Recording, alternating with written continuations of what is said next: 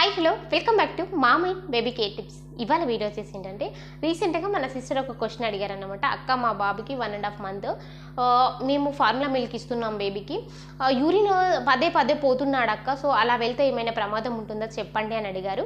నేను ఆల్రెడీ అమ్మాయికి రిప్లై ఇచ్చాను, బట్ ఇట్లాంటి డౌట్స్ వచ్చిన మదర్స్కి ఈ వీడియో అయితే యూజ్ అవుతుంది కదా అని అయితే వీడియో అయితే షేర్ చేస్తున్నాను. వీడియోలోకి వెళ్ళిపోయే ముందుగా మన ఛానల్ అయితే సబ్స్క్రైబ్ అయితే చేసుకోండి, పక్కనే ఉన్న బెల్ ఐకాన్ అయితే క్లిక్ చేయండి. నేను పెట్టే ప్రతి వీడియో కూడా మీకు ముందుగా నోటిఫికేషన్ రూపంలో రావడం అయితే జరుగుతుంది. ఏదైనా సందేహాలు ఉంటే కింద కామెంట్ చేయండి, తప్పకుండా నేను మీకు రిప్లై ఇస్తాను. ఇక వీడియోలోకి అయితే వెళ్ళి మన సిస్టర్ అడిగిన క్వశ్చన్ ఏంటంటే, ఫార్ములా మిల్క్ బేబీ ఇలా పదే పదే యూరిన్ పోతుందాక ఏమైనా ప్రమాదమా అని అడిగారు.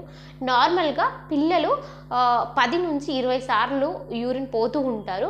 ముఖ్యంగా న్యూబర్న్ బేబీస్ ఎక్కువగా పోతూ ఉంటారు, ఎందుకంటే వాళ్ళ కడుపు అనేది చిన్నగా ఉంటుంది, ఎప్పటికీ పాలు తాగుతూ ఉంటారు. సో పాలు తాగిన వెంటనే యూరిన్ పాస్ చేస్తూ ఉంటారు. సో అట్లా వెళ్ళడం చాలా మంచిది. సో మదర్ మిల్క్ తాగిన బేబీ అయినా ఫార్మా మిల్క్ తాగిన బేబీ అయినా యూరిన్ వెళ్ళడం అనేది చాలా మంచిది, ఎందుకంటే వాళ్ళకి ఆకలి అనేది మంచిగా అవుతుంది. సో వాళ్ళు డీహైడ్రేషన్ కాకుండా ఉంటారు. సో వాళ్ళు ఎంత యూరిన్ వెళ్తే అంత మంచిది. దీని గురించి మీరు ఏం కంగారు పడాల్సిన అవసరం లేదు.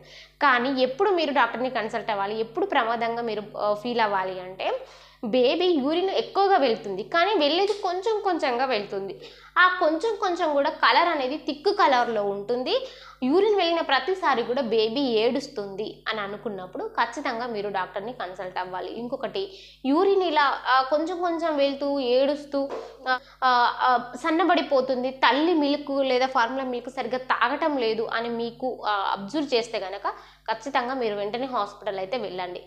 ఇట్లాంటి ప్రాబ్లమ్స్ ఏమీ లేవక్క, మంచిగా ఫీడ్ తీసుకుంటుంది కానీ యూరిన్ మాత్రం పోతుంది అని అంటే, సో ఎలాంటి ప్రాబ్లం లేదు. సో పిల్లలు అలాగే వెళ్తూ ఉంటారు, మీరు ఏం కంగారు పడాల్సిన అవసరం లేదు. మీకు ఇంకా ఎలాంటి సందేహాలు ఉన్నా కూడా కింద కామెంట్ చేయండి, తప్పకుండా రిప్లై ఇస్తాను. Thank you so much.